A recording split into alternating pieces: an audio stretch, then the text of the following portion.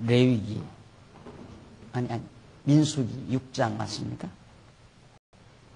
민수기 6장 9절. 네? 맞아요. 네. 민수기 6장 9절.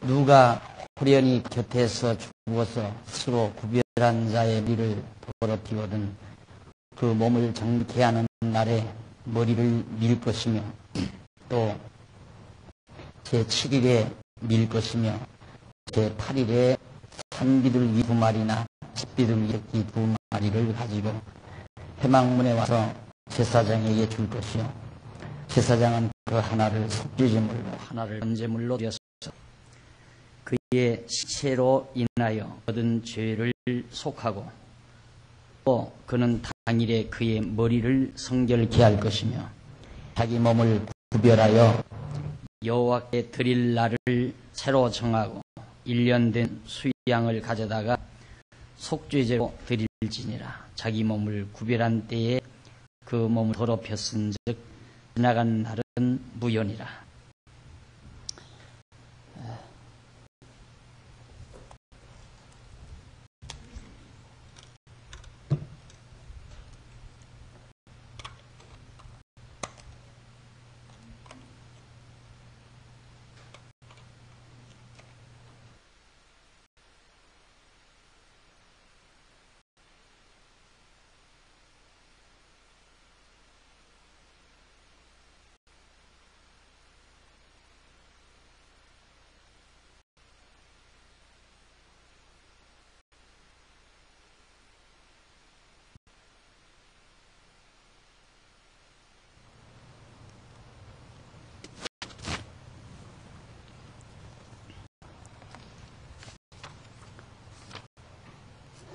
지금 이들이 지금 나시린의 성별 규례에 대해서 공부하는 중입니다. 812페이지에 보면 중간에 동그라미 안에 2번 나시린의 성별 규례. 나시린 하나님 앞에 바치기로 서원한 자를 나시린이라고 한다고 해요. 다시 한번 확인하기 위해서 813페이지 성경 본문 말고 그 본문 위에서 세 번째 줄 중간에 보면 본문 나지르라는 말인데 이는 하나님의 소유로 거룩하게 구별하다라는 그런 뜻을 지고 있다. 나시리라는 말은 하나님께 이미 드려진 구별된 백성을 나시린이라고 한다. 그런데 그 표로서는 이제 머리를 깎지 않는 그런 방법이 하나 있고요.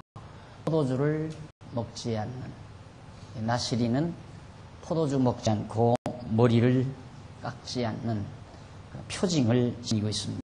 그런데 그런 서원자가 만약에 더럽혀졌을 때는 어떻게 할 거냐?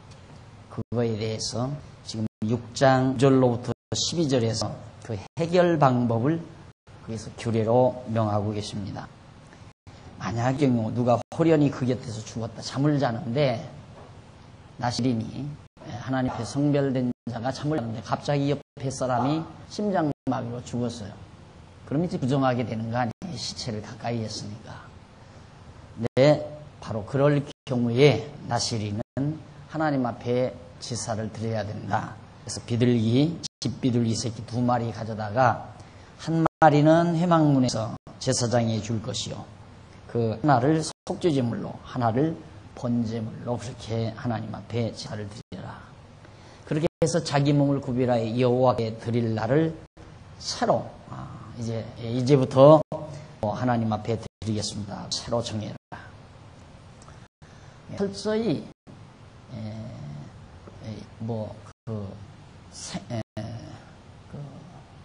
건강 건강상으로도 그만큼 정결하게 시신을 가까이 한다는 건 불결해지는 거거든요. 어쨌든 그 이유는 우리 모든 물체라고 하는 건 생명력이 사라질 때 부패로 돌아가는 거랍니다. 그 시신을 가까이 있을 때 부정해진 그걸 그냥 놔두게 되면 그 불결함이 서운한 자에게도 퍼지고 더 나아가서는 전 백성에게 그 불결이 퍼져서 역시 건강상으로도 문제가 발생하게 되고, 그래서 어떻게든지 이스라엘 백성은 생활 영역 안에서 깨끗하고 정결하게 보내도록 그렇게 섭리하는 내용을 여기서 찾아볼 수 있습니다. 그 다음 6장 13절로 21절에 보면 나실인이 여호와께 예물로 제사드릴 규례를 또 명하는 내용입니다. 나실인의 법은 이러하니라. 자기 몸을 구별한 날이 차면 그 사람을 회막문으로 데리고 갈 것이요, 그는 여호와께 예물을 드리되 번제물로 1년 흠없는 수양 하나와 속죄제물로 1년 된 흠없는 어린 암양 하나와 화목제물로 흠없는 수양 하나와 무교병 한 광주리와 곰가루 기름 섞은 과들과 기름 바른 무교병들과 그 소제물과 전제물들을 드릴 것이, 제사장 그것들을 여호와 앞에 가져다가 속죄제와 번제를 드리고 화목제물로 수양에 무교병 한 광주리를 아울러 여호와께 드리고 소제와 전제를 드릴 것이요, 자기 몸을 구별한 나실인은 회막문에서 그 머리털을 밀고 그것을 화목제물 밑에 있는 불에 둘지며, 자기 몸을 구별한 나실인이 그 머리털을 민 후에 제사장이 삶은 수양의 어깨와 광주리 가운데 무교병 하나와 무교전병 하나를 취하여 나실인의 두 손에 두고 여호와 앞에 요제로 들 것이며, 그것과 큰 가슴과 든덥적 다리를 성물이라 다 제사장이 올릴 것이니라. 그 후에는 나실인이 포도주를 마실 수 있느니라. 이는 곧 서원한 나실인이 자기 몸을 구별한 일로 인하여 여호와께 예물을 드림과 행할 의미며, 이후에도 힘이 미치는 대로 하리와 그 서원한 대로 자기 몸을 구별하는 법을 따라 할 것이니라. 그러니까 내가 앞으로 3년 동안 하나님 앞에 구별되겠다라고 그렇게 서원을 했으면 3년 동안 포도주 마시지 않고 머리 안 감고 그렇게 지내다가 3년 날짜가 다 차게 되면 그때 가서 이제 예물을 하나님 앞에 드리고 그 다음 머리도 깎고, 그리고 깎은 머리는 번제단 밑에 불로 태우고, 그리고 이제 포도주도 그때부터는 먹어도 된다, 그런 얘기예요. 그러니까 결국 이스라엘 백성들은 광야, 지금 시내산에서 출발하잖아요. 시내산에서 출발하는데 가면서 계속해서 가나안 땅에 도착해가지고 가나안 땅에 도착해서 하나님 여호와를 경외하는 그런 이제 섭리와 경륜을 그들이 몸에 익히게 되는 거죠. 가나안 땅 들어가서 성전을 세우고 또 성막을 세우고 성전을 세운다 하더라도 모르면 어떻게 하겠어요? 그러니까 실제 자꾸 해봐야 그 하는 것을 몸에 익히게 되고 제일 빠르잖아요. 그래서 교육도 실습이라는 게 많이 있거든요. 실습 교육. 이론 교육만이 아니라 실습.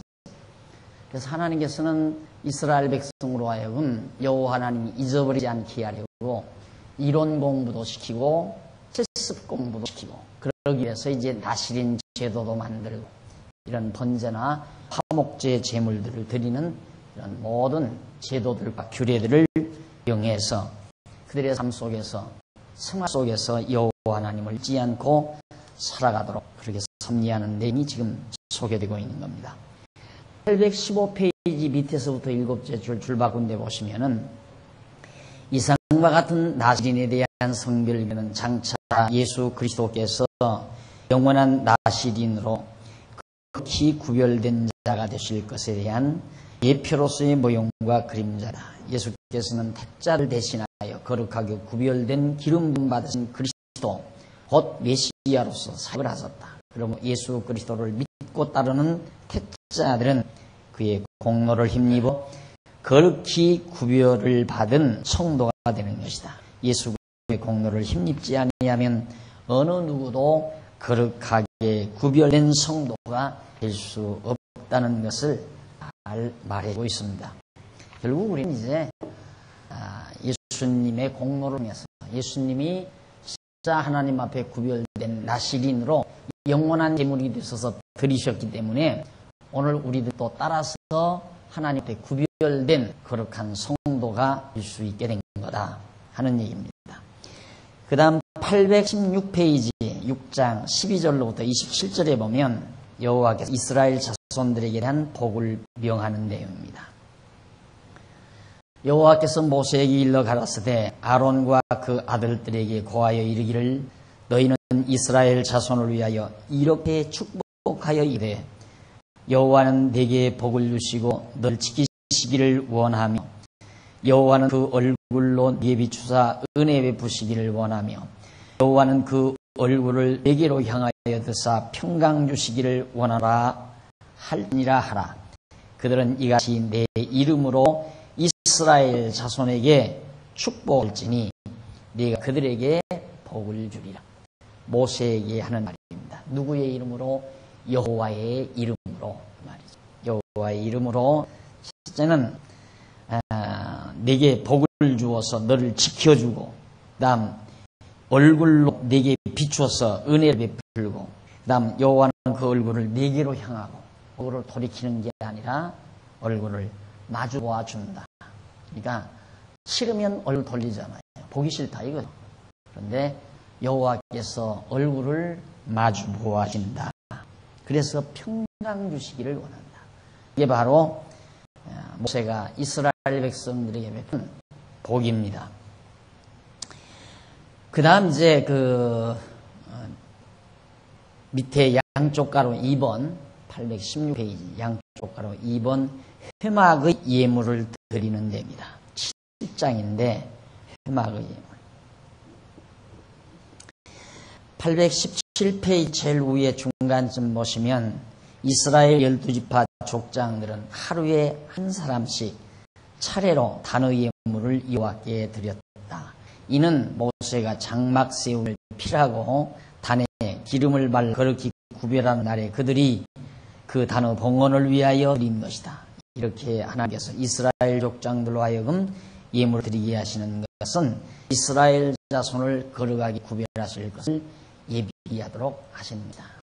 12지파 족장이 성막을 다 모세가 성막을 다 만들어서 제자리에 다 성막을 세워놓고 또 성구도 제 위치에 갖다 배치해 놓은 다음 그 다음 이제 제물을 드리는데 12지파 족장들이 차례로 한 사람씩 나와서 전부 하나님 앞에 예물을 드리는 그런 내용. 족장들, 족속들을 각 지파들을 대표해서 나와 드린 거거든요.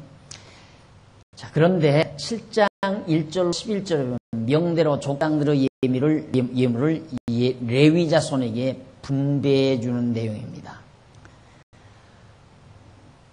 모세가 장막 세우기를 필하고 그것에 기름을 발라 거룩히 구별하고 또 모든 기구와 단과 그 모든 기구에 기름을 발라 거룩히 구별한 날에 이스라엘 족장들 그들의 종족의 두령이요 그 지파들의 족장으로서 그 계수함을 입은 자의 감독된 자들이 예물을 드렸으니 그들이 여호와께 드린 예물은 덮개 있는 수레 6과 소 12이니 족장 둘의 수레가 하나씩이요 하나의 소가 하나씩이라 그것들을 장막 앞에 드린지라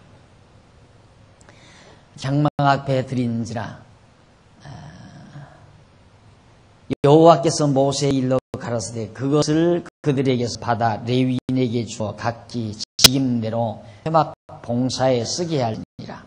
모세가 수레와 소를 받아 레위인에게 줬으니 곧 게르손 자손들에게는 그 직임대로 수레 2과 소 4을 주었고 무라리 자손들에게는 그 직임대로 수레 4과 소 8을 주고 제사장 아론의 아들 이다말로 단독케 하였으니 고앗 자손에게는 주지 아니하였으니 그들의 성소의 직임은 그 어깨로 매는 일을 하는 까닭이었더라.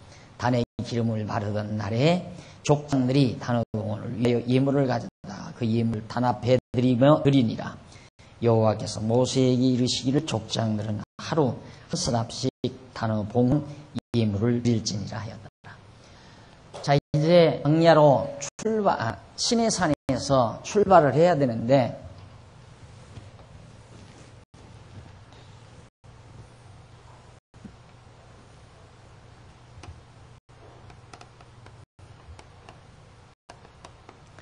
이 시내산에 이제 출발을 가나안 땅을 향해서 이제 출발을 해야 되는데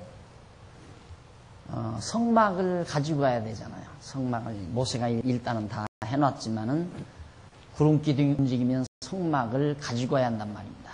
그런데 성막의 그 품들이 작은 게 아니잖아요. 그래서 이제 각 족장들이 수레 이서다고 소 12마리 수레를 끌을 수 있는 소죠. 그걸 가지고 왔어요. 그래서 그걸 이제 레위 자손 고앗 그라리하고 게르손 이들에게 이제 각각 나누어 주는데 어깨로 꼭 메고 갈 사람이 있어요. 수레에다 실으면 안 되고 그게 뭐냐면 언약궤. 언약궤는 절대 수레에다 실으면 안 돼요. 사람의 어깨로 이렇게 메고 가야지. 가마를 메듯이 메고 가야지. 그래서 그들에게는 수레를 주지 않고 어깨로 메고 안 가도 되는 향이라든가 여러 가지 이제 기둥이라든가 이런 걸 가지고 가는 책임자들에게만 이제 그걸 주었다. 하나하나 지금 다 준비가 마련이 되죠. 출발 준비가. 자, 그것이 이제 11절까지 내용이고요. 넘어가서 818페이지 7장 12절로 17절에 보면 제1일에 유다지파의 나손이 예물을 드리는 내용이다. 첫째 날 유다지파가 하나님 앞에 예물을 드리고 그 다음 819페이지에 가보면 7장 18절로 23절에 제2째 날에 이사갈 지파의 느다엘이라고 하는 사람이 예물을 하나님 앞에 가지고 왔습니다. 그 다음 24절로 29절은 제3일입니다. 수불론 지파 두목이 가지고 왔고요. 그 다음 넘어가서 820페이지 30절로 35절에 보면 제4일째 되는 날인데 루벤 지파 엘리술이라는 사람이 예물을 드렸고요. 그 다음 36절로 41절은 제5일인데 시므온 지파의 술루미엘이라는 사람이 예물을 하나님 앞에 드리는데요. 그 다음 1장 47절 821페이지에 제6일에 갓지파 엘리야십이 예물을 드리죠. 그 다음 48절로 53절 제7일에 에브라임 지파의 엘리사마가 하나님 앞에 예물을 드리고, 그러니까 그 예물들이 조금씩 다 달라요. 그 형태 따라 처지 따라 다 드리게 됩니다. 그 다음 넘어가서 822페이지 54절 59절은 제8일에 무하세 지파 갈말리엘이라는 사람이 드립니다. 그 다음 60절로 65절은 제9일째인데 베냐민 지파 아비단이라는 사람이 드리고, 그 다음 66절로 71절 밑에 하단 부분입니다. 제11일째 단지파 아이에셀이 드리고, 그 다음 제11일째 아까는 10일이고요. 11일째는 아셀지파, 그 다음 78절로 83절은 제12일째 납달리 지파 아이리가 드렸습니다. 이렇게 해서 12지파가 예물을 다 드린 내용인데, 넘어가서 824페이지 7장 84절로 88절에 보면 12지파가 드린 단의 봉헌 예물 총 집계 수량이 거기 나와요. 한번 읽어보십시다. 이는 곧 단에 기름 바르던 날에 이스라엘 족장들이 드린 바 단의 봉헌 예물이라 드린 재물이라 이 말이죠. 은반이 12이요. 은바리가 12이요. 금숟가락이 12이니 은반은 각각 130세겔 중이요.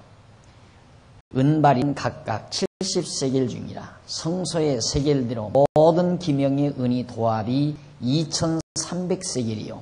또 향을 채운 숟가락이 12이니 성소의 세겔대로 각각 10세겔입니다. 그 숟가락 금이 도합이 120세겔이요. 또 번제물로 금송아지가 12이요. 송아지가 12이요. 수양이 12이요. 1년 된 어린 수양이 12이요.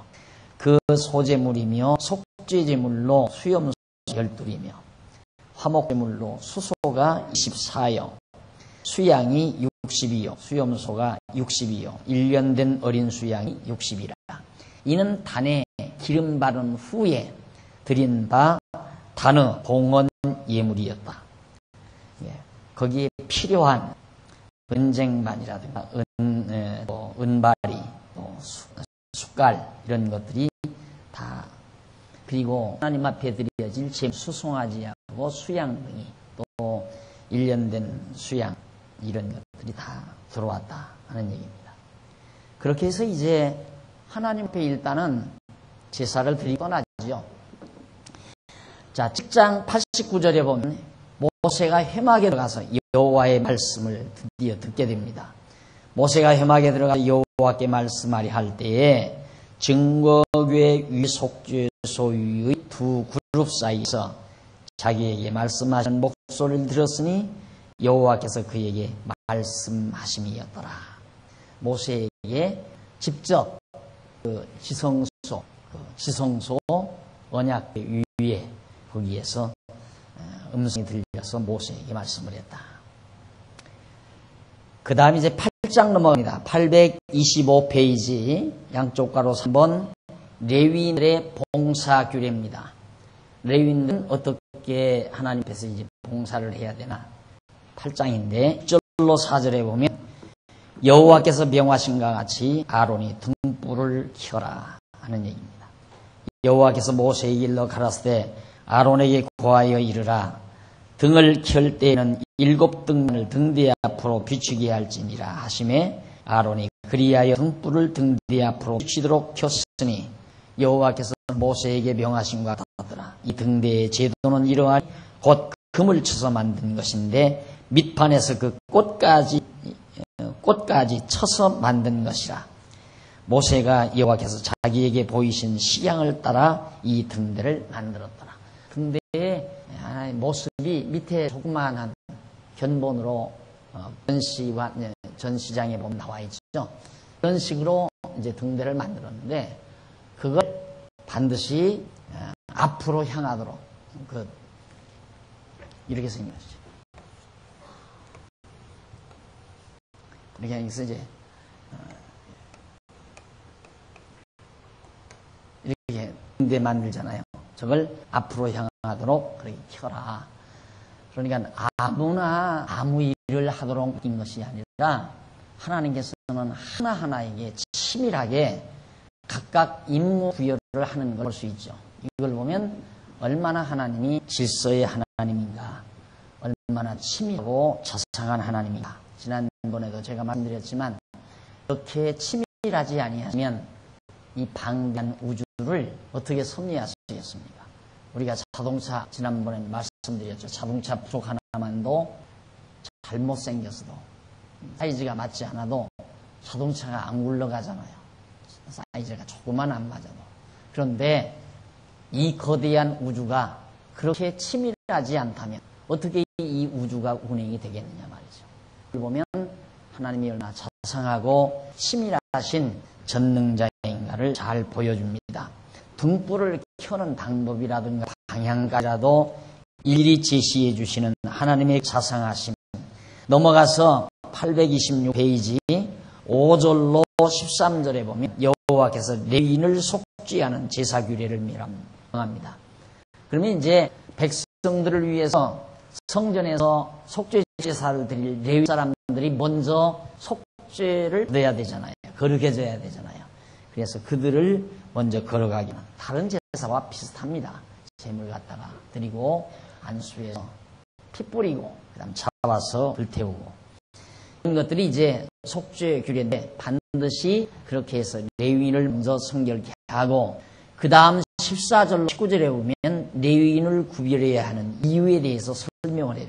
왜 그렇게 레위인을 거룩히 구별해야 되는가? 우리가 짐작도 할 수 있지만은 너는 이같이 이스라엘 자손 중에서 레위인을 구별하라. 그리하면 그들이 네게 속할 것이라. 네가 그들 정결케 하여 요제로 드린 후에 그들이 회막에 들어서 봉사할 것이니라. 그들은 이스라엘 자손 중에서 내게 온전히 드림받은 자라. 이스라엘 자손 중 1절 초태생 처음 난 아들이죠. 곧 먼 처음 난 자의 대신으로 내가 그들을 취하였니. 이스라엘 자손 중에 처음 난 것은 사람이든지 짐승이든지 다 내게 속하였으면 내가 애 땅에서 그 모든 처음 난 자를 치던 날에 내가 그들을 내게 구별하였습니다. 이러므로 내가 이스라엘 자손 중 모든 처음 난 자의 대신으로 레위인을 내가 취했다. 그러니까 레위인만은 반드시 나를 섬기는 성전에서 여호와를 섬기는 일, 제사 드리는 일만을 하도록 해야 한다. 그 말이죠. 그 다음 828페이지 장 20절로 22절 여호와의 명하신 것을 온 회중이 레위인에게 행하는 내용입니다. 자, 하나님께서 명하신 내용대로 모든 이스라엘 백성들이 전부 다 순종하고 따랐다. 그럴 수밖에 없죠. 지금 이 시내 산에서 엄청난 걸 이스라엘 백성들은 본 거거든요. 물론 애굽에서 나올 때 홍해 바다가 갈라져서 애굽 사람들이 다 죽고 자기네들이 무사히 건너온 사건, 그 다음 르비딤에서 생수가 나서 먹은 사건, 지금도 만나가 계속해서 아침마다 데려와 먹는 사건. 그런데다가 시내산에 왔는데 진짜 그 시내산에 후분이 검은 검이 나타나고 불꽃이 나타나고 천둥번개처럼 우렁찬 하나님의 음성이 들려오는데 겁이 나가지고 백성들이 다 겁에 질렸단 말입니다. 그런 모습을 모세가 또 산에 올라가서 십계명판을 받아와가지고 그렇게 다 명하는 그런 상황 속이니까 순종 안 할래 안 할 수가 없죠. 다 들어보고 확인을 했기 때문에. 그래서 하나님께서 명하신 대로 다 백성들이 순응을 합니다. 23절로 26절에 보면 29페이지 레위인으로서 봉사할 수 있는 나이를 정해줍니다. 50세부터 레위인으로서 25세 이상으로 회막에 들어가서 봉사하며 일할 것이고 50세부터는 그 일을 휘어 봉사하지 아니할 것이다. 50세가 되면 성전 일을 하지 마라. 그래서 어떤 사람은 또 이걸 가지고 목사는 50세가 되면 은퇴해야 한다. 봐라, 성경에 50세까지만 하라고 그러잖아요. 그러니까 그건 뭘 생각하느냐면 예배당이 성전이고 목사는 제사장이고 이렇게 생각을 하니까 그런 얘기가 나오는 거예요. 제사장들은 성전 일을 하는 사람들은 50세가 넘으면 못하니까 전부 50세 이상은 다 은퇴해야 된다. 우리 교회 장님들도 다 은퇴해야 되고 나도 은퇴해야 되고 우리 권사님들 50세 거의 넘는 분이 많거든요. 다 그만두었잖아요. 그런 식으로 성경을 해석하는 자들이 있는데 그건 절대 여기와는 거리가 먼 거예요. 이건 성전도 아니고 이건 우리 성전이란 바로 그리스도를 중심으로 해서 모인 우리 성도들이 바로 성전이고 지금은 이제 예수 그리스도가 영원한 제사장으로서 영원히 섬기기 때문에 우리들도 영원히 하나님을 섬겨요. 영원으로. 그래서 제사장 우리가 다 예수님은 대제사장이고 우리는 모두가 제사장인데 우리는 영원토록 하나님 섬길 거 아니에요. 이스라엘 백성들은 50세까지만 했지만 왜? 모형이니까 50세까지 했지만은 우리는 이제 실제 영원한 성전에서 영원토록 성전 하나님의 일을 하나님을 섬기며 경외하는 삶을 살게 되는 것이다. 그 다음 넘어가서 9장에 보면 30페이지 6월절 규례를 지키는 내용입니다. 자, 1년이 되죠.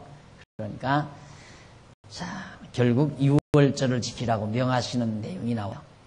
1절 보십시오. 9장 1절. 애굽 땅에서 나온 다음 해 정월에 여호와께서 시내 광야에서 모세에게 일러 가라사대 때 이스라엘 손으로 6월절을 그 정기에 정한 시기에 지키게 하라. 그 정기가 곧 이달 14일 해질 때 너희는 그것을 지키되 그 모든 율례와 그 모든 규례대로 지킬지니라.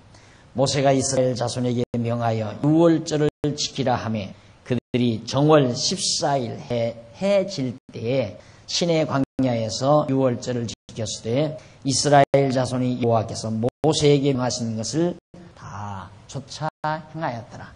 자, 이제 애굽에서 여기서 출애굽한 지 홍해바다 건너서 여기까지 도착해서 지금까지가 딱 1년 됐습니다. 모세가 지금 6월절을 지키는 1년 딱 맞았어. 그러니까 이 6월절 지키는 이유는 누차 여러분들에게 말씀을 드렸으니까 이런 이벤트를 통해서 하나님께서는 이스라엘 백성들로 하여금 여호와 하나님 경외하기를 잊지 않고 기억하게 하시려는 것. 특히 애굽 땅 종되었던 집에서 인도하여 내신 여호와 하나님을 항상 기억하게 하는 한 방법이다. 그 말이에요. 그런데 우리에게는 예수 그리스도가 6월절 양으로 죽으셨잖아요. 그러니까 우리는 이제 1년에 한 번 정도가 아니잖아요. 예수님의 십자가에 죽으심은 영원한 속죄제사란 말이다. 예수님이 6월절 양이 되셔서 십자가에서 죽으셨기 때문에 우리는 1년에 한 차례가 아니라 영원한 그리스도의 속죄제사를 통하여 우리를 죄와 사망의 법에서 인도하여 내신 하나님 여호와를 잊지 않고 기억하며 사는 것이 우리들의 생활입니다. 이제는 우리는 뭐 1월 14일 날 6월절 지키는 그게 아니고 그런 행사, 절기 행사를 하는 게 아니에요. 우리는 그거 안 지키잖아요. 하려면 이제 1월 14일 날 우리들도 6월절을 지켜야죠. 지금 뭐 성탄절을 지킨다거나 성탄절을 지킨다거나 부활절을 지킨다거나 사실 그 부활절을 지키라는 거잖아요. 성경이 부활절을 지켜라, 성탄절 지켜라, 뭐 감사절 지켜라 하나도 없어요. 그것이 우리에게는 절대 규범이 아니에요. 안 지켜도 아무 관계가 없는 거예요. 그러나 우리 교회 전통 교회가 사실 이제 그 부활절은 너무너무 우리 기독교에 있어서 정말 놀라운 사건 아닙니까? 그래서 이제 그 부활절을 우리가 특별히 기억하면서 예수 그리스도의 부활을 전하는 의미를 지니는 거죠. 뭐 성탄절 이건 예수님의 생일날 정확하게 아니에요. 날짜가 그날 예수님이 언제 나셨는지 날짜는 성경에 밝힌 바가 없어요.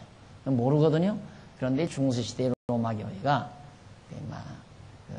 12월 25일로 예수 탄생일을 이렇게 국경일로 정해가지고 그게 이제 하나의 전통이 돼서 개혁교회까지도 성탄절을 지키는 세계적인 행사가 되어버리고 말하는데 그거고 그 다음 이제 감사절도 마찬가지예요. 추수감사절도 추수감사절은 성경이 나오는 추수감사 이 출장절이 아니고 사실은 그건 청교도들이 미국 개척자인 청교도들이 처음 영국에서 이제 배를 타고 아메리카 대륙으로 건너서 그 뭐 황막 땅 그냥 숲만 우거지고 그런 땅을 개간을 해서 씨앗을 뿌렸는데 농사가 얼마나 잘 됐겠어요. 기가 막히게 농사가 잘 되니까 그 농사 거둬들인 것들을 전부 갖다 모아놓고 이제 축제를 벌린 거예요.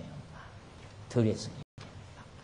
그게 너무너무 이제 자기들은 하나님의 은혜 고맙고 감사하니까 신앙의 자유를 찾아서 집도 없고 낯선 땅에 가서 정말 움막 놓고 농사했을 거 아니겠어요. 그런데 너무 농사 풍년이 되고 열매가 많이 맺히니까 그걸 거두어다 놓고 하나님 앞에 감사하는 예배를 드리면서 축제를 벌인 것이 그것이 하나의 전통이 돼서 오늘날까지도 감사절을 교회들이 지키는 것 뿐입니다. 그것이 꼭 지켜야 하는 거고 제도적으로 규범적으로 그렇게 되지는 절대 아니다. 다만 아름다운 전통이니까 그냥 선배의 모습을 따라서 우리들도 하는 것뿐이지 성경에 무슨 절기를 지키라는 걸 지키기 위해서 오늘의 교회가 하는 것 절대 아니에요.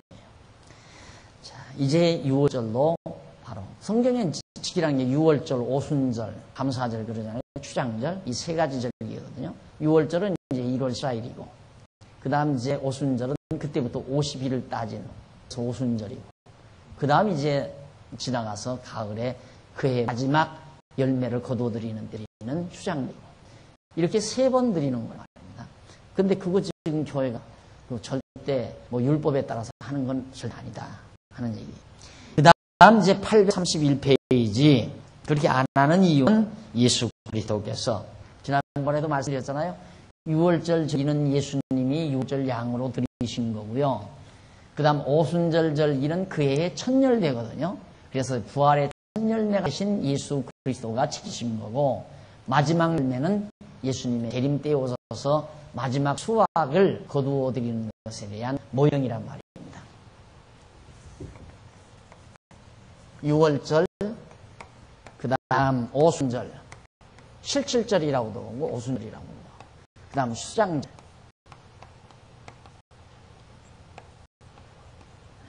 근데 6월절은 이제 1월 14일인데 그때 이제 예수님이 6월절 양으로서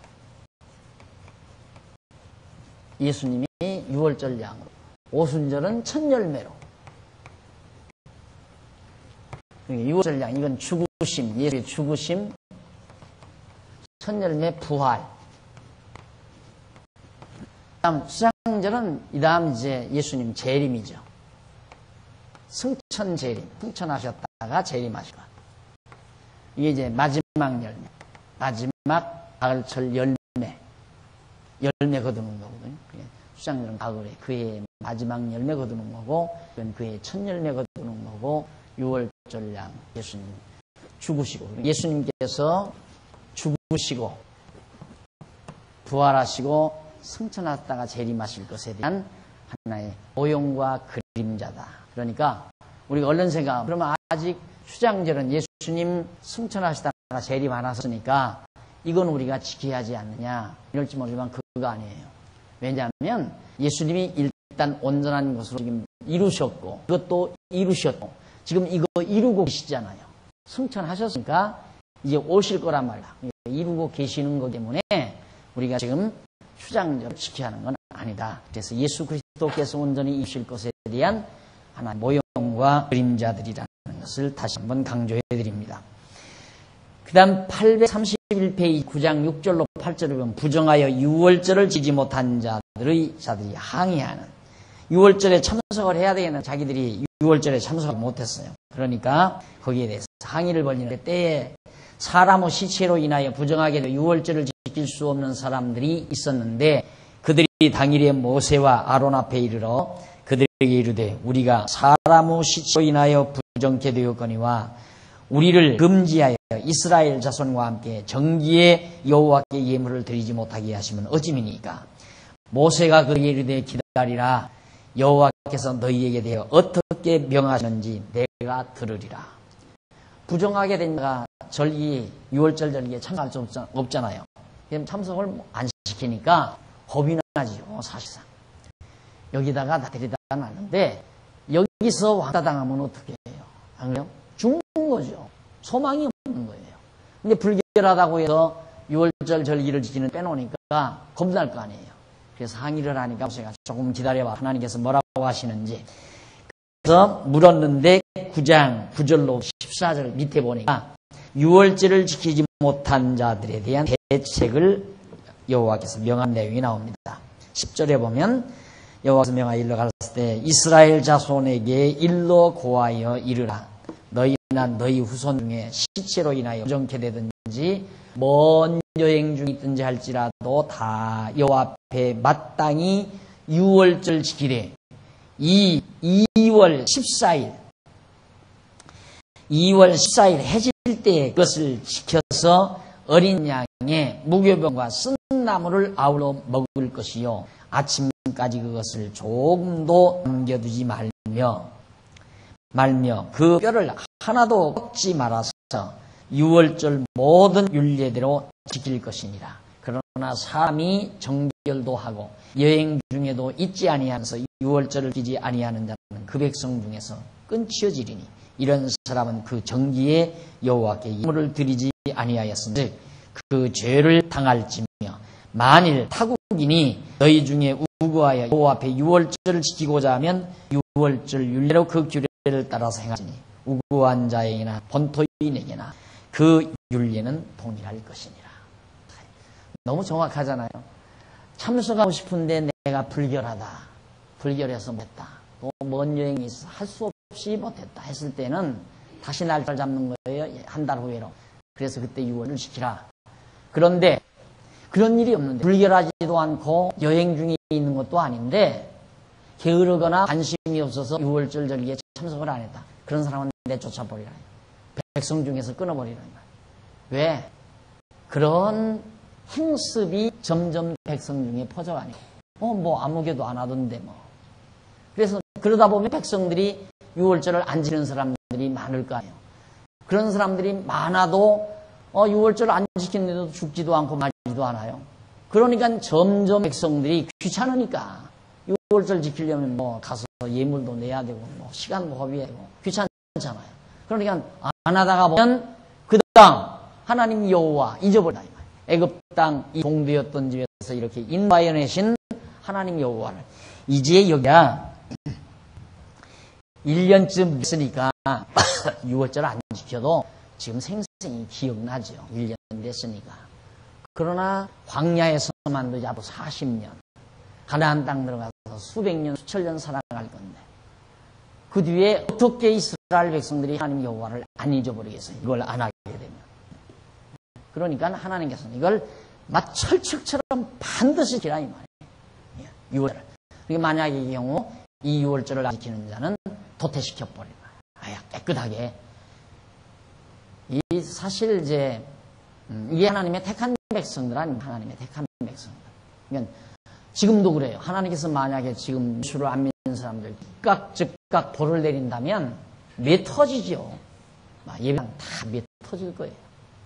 그러나 안 그러잖아요. 그러니까 사람들이 저 사람은 예수 안 믿어도 잘만 잘 살더라. 예수 안 믿어도 뭐 아무렇지도 않고 주 안 받고 아들도 좋은 대학만 가고 성공 잘하더라.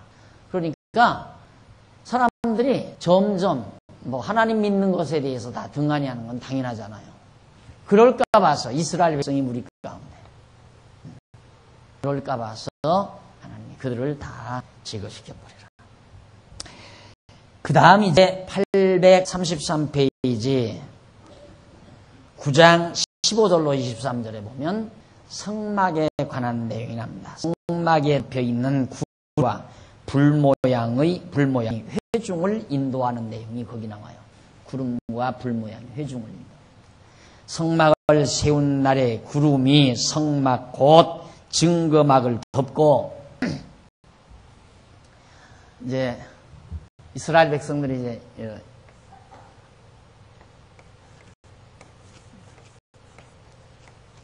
이렇게 이제 성막을 만들거든요. 막을 덮어서 이렇게 만드는데 이후에 이제 구름이 이렇게 막 나타나는 거예요. 구름이. 그래서 구름이 성막 곧 증거막을 덮고 저녁이 되면 성막 위에 불모양 같은 것이 나타나서 헌한 불모양 같은 것이 성막 위에 나타나서 아침까지 이르더라. 그러니까 밤에는 환한 불모양, 낮에는 구름 모양 이렇게 하나님께서 밤에는 잘 보여야 되니까 캄캄하니까 그리고 낮에는 밝으니까 구름 모양으로 그렇게 해서 여기에 이게 뭐냐 구름 이 두 가지는 바로 하나님의 임재 하나님이 임재하시다 임에 계시다 임에서 거기와 계시다 하나님의 임재를 나타내는 표징이에요. 불과 구름이라고 하는 것은 하나님의 임재를 나타내는 표징. 그러니까 사도행전에도 보면 오순절 성령 임할 때 불에 혀같이 갈라진 것이 보인다고 그랬잖아요. 불꽃이 보였다 이 말이에요. 그게 뭐냐? 그게 바로 성령의 임재를 보여주시는 보여주시는 표징이었어요. 그러니까 앞으로 오순절에 앞으로 성령이 임한다 예수님이 예언했잖아요. 그 예언했을 때 그 예언대로 성령은 눈에 보이는데 임했는지 안 임했는지 어떻게 하겠어요? 그렇잖아요. 이스라엘 백성도 마찬가지죠. 이게 하나님의 집이라고 그러는데 여기 하나님 계신지 안 계신지 어떻게 알아요? 하나님의 이름을 여기다 두고선 하나님이 여기에서 너를 만나주겠다 그랬는데 여기에 하나님이 계신지 안 계신지 모르잖아요. 그러니까 하나님께서는 백성들로 하여금 알 수 있도록 유치한 방법이요. 하나님 편에서는 유치하지만 인간에게는 대단한 거예요. 왜? 확신을 가질 수 있으니까. 낮에는 구름이 드니만 밤에는 불로 변한다. 야, 진짜 여기 하나님과 계시는구나. 근데 구름과 불을 하나님이라고 생각하면 안 돼요. 구름과 불이 하나님이라고 생각합니다. 그건 하나님이 임재에 계시다고 하는 것을 보여주기 위한 하나의 표적적인 징조다 그 말이에요. 표징. 그러니까 착각하면 안 되죠. 그래 요즘에 이제 부흥사들이 소위 오순절 운동 부흥사들이 불 떨어졌다 이거예요. 불 어떻게 막 화끈하지 않더냐. 그래서 이 부흥사들이 막말을 잘하고 욕을 막 해야 되는 이유는 화끈거리라고. 순진한 여자들 막 그냥 막 쌍소리 해야 되면 막 얼굴 화끈화끈이잖아. 부흥사들이 이렇게 가다가 부흥사들이 어떻게 했냐면 막 통성기도 심었죠. 통성기도 시켜놓고 지금 의자에 앉지만 그전에 막 무릎 꿇고 이렇게 앉았잖아요. 바닥바닥에 막 이러면서 할 때 가다가 발길을 툭툭 차요 막. 그럼 무차마리가 확 끊어가고 난다. 그 다음 의자에 앉았는 사람 막 등짝 푹푹 치면서 막. 그럼 막 확 끊어가죠. 그게 이제 성령이 임했다는 거예요. 그러니까 오순절 날에 불이 임했다 해서 그런 이제 상상을 해가지고 봐라 불이 임하지 않았냐 이런 생각을. 그리고 이제 뭐 또 막 안개 같은 구름이 있다. 안개같이 구름이. 안개 같은 구름.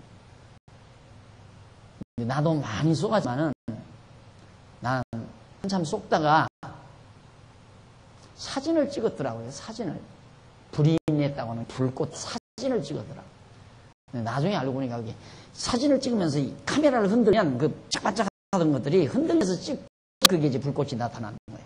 그걸 막 크게 확대해서 그 부흥회하는 강당 앞에다 딱 붙여놓으면 사람들이 다 가요. 와, 여기 완전히 성령이 그냥 완전히 그냥 되게 역사하는 기도원 같은 데서. 그런 일이 있었고요.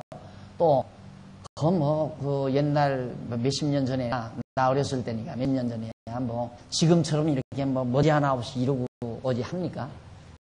먼지 투성이고 그 들 가운데다가 천막 놓고 막 가만히 멍석 그런 거 깔아놓고 부흥회하니까 뭐 치마들 입고 뭐 성 받는다고 덜썩대면서 기도를 하고 나면 완전히 그냥 먼지 투성이죠. 그것이 성령이라는 거예요. 지금 안개처럼 성령이 임한다. 근데 다 녹아버려요 그 말에. 완전히. 그러니까 여러분 이렇게 성경에 나오는 이런 말들을 이런 내용들을 정확하게 그것이 어떤 의미를 지니고 있었는가 이걸 알아야 하는데 그냥 말 그대로 다가 봐라 불이 있다고 그냥 불이 하나님이고 구름이 하나님이다 그런 식으로. 그러니까 오순절 날에도 불의 혀같이 갈라진 것이 보이잖아요. 그러니까 지금도 성령이 임하면 불의 혀가 잘라진 것이 임한다. 그게 아니고요. 예수님도 단 한 번에 이 세상 약속대로 오신 것처럼 성령도 오순절날 오순절 성령 그것이 장차 제자들에게 능력을 줘서 땅끝까지 복음을 증거하게 하실 그런 임무를 띠고 임하시는 성령이다. 그 성령 단위적으로 딱 임해요. 한 번 다 약속대로. 그것이 오순절날 임해서 지금까지 우리와 함께하고 계시는 거예요. 그 성령이. 지금 늘 불덩어리가 보이고 뭐 비둘기가 보이고 뭐 그런 거 아니다. 그 말. 오순절날에 제자들에게 예수님이 약속을 했는데 성령이 임한다 약속을 했는데 예수님은 승천했잖아요. 그런데 임했는지 안 임했는지를 어떻게 아느냐 이 말이죠.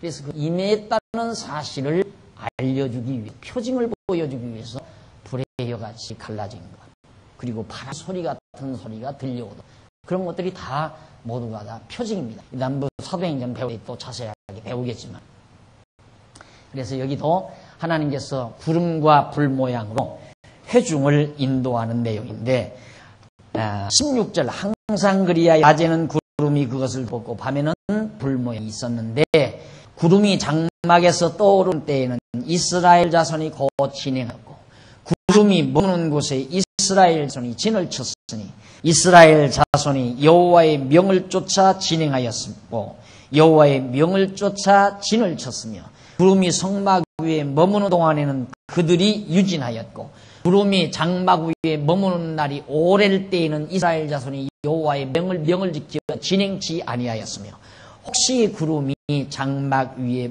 머무는 날이 죽을 때에도 그들이 다만 여호와의 명을 쫓아 유진하고 여호와의 명을 쫓아 진행하였으며 혹시 구름이 저녁부터 아침까지 있다가 아침에 그 구름이 떠오를 때에는 그들이 진행하였고 구름이 밤낮 있다가 떠오르면 곧 진행하였으며 이틀이든지 한 달이든지 1년이든지 구름이 성막 위에 머물러 있을 동안에는 이스라엘 자손이 유진하고 진행치 아니하다가 떠오면 진행하였으니 그들이 여호와의 명을 쫓아 진을 치며 여호와의 명을 쫓아 진행하고 또 모세로 전하신 여호와의 명을 따라 여호와의 직임을 지켰다.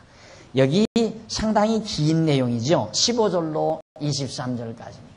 여기서 두드러진 것이 여호와의 명을 쫓아 여호와의 명을 쫓아 계속 그겁니다. 여호와의 명을 쫓아 그 여호와의 명을 쫓아 구름이 가면 가고 머물면 머물고 불이 가면 가고 머물면 머물고 운전면허 땄을 때 다 그 얘기하죠.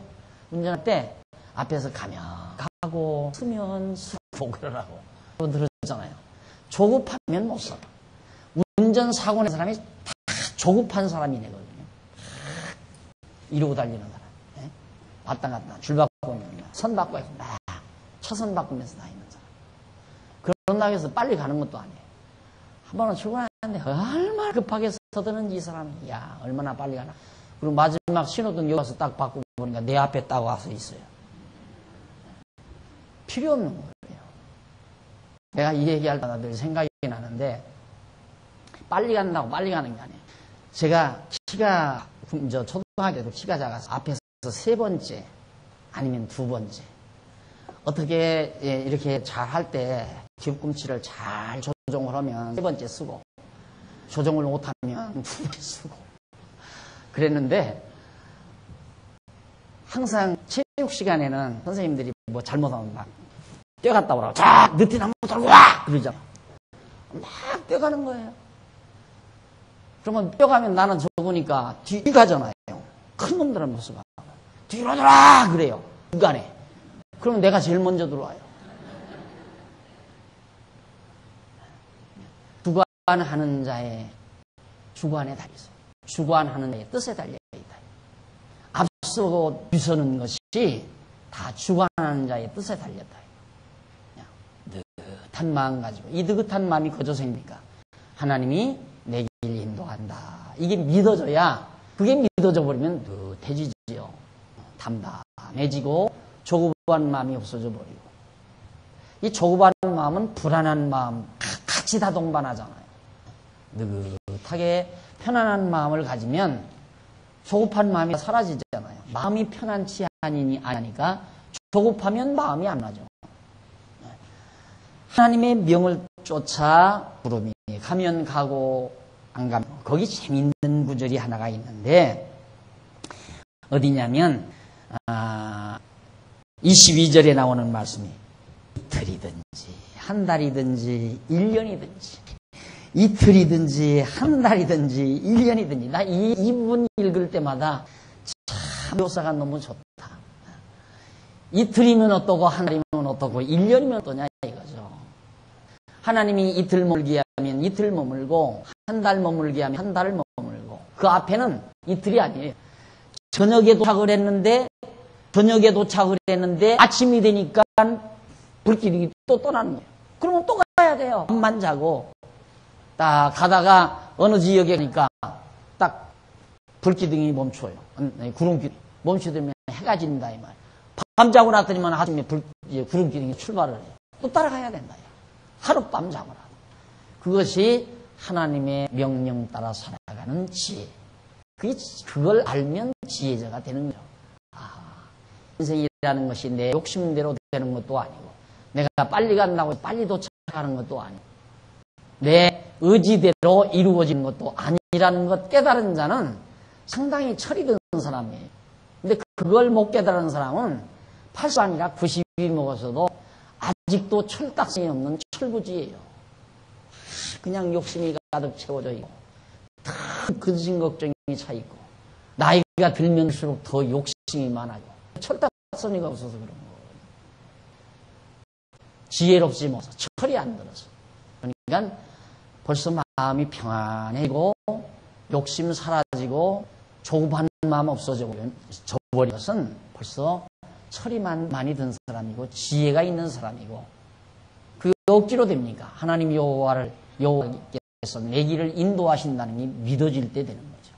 그래서 이 길이라는 것이, 그래 보통 동양 철학에서도 도라는 거, 길도자 도, 이걸 설명을 잘 못해요. 도. 이걸 설명을 잘 못해요. 그냥 속 시원하게. 왜? 하나님을 모르는 길이라는 것도 설명이 안 돼요. 길이라는 것도. 길이라는 게 고속도로가 길이지, 이걸 말해. 그건 초등학교, 유치원 학생들, 유치부 아이들이 아는 거고요. 이게 길이란, 이게 길, 이건 3차선이고, 이게 2차선이다. 그 길을 말하는 게 아니잖아요. 근데 이 도라고 하는, 길도자, 이 도라고 하는 것, 이것이 하나님을 모르면 모르다. 보세요. 광야. 어디가 길이에요? 길 없잖아요. 여기 길이 하나도 없어요. 그러나 하나님 여호와 경외하고 사는 사람에는 분명한 길이 있어요. 확실한 길이 있어요. 틀림없는 길이 있어요. 그게 어떤 일인가? 여호와의 명령대로 살아가는 거.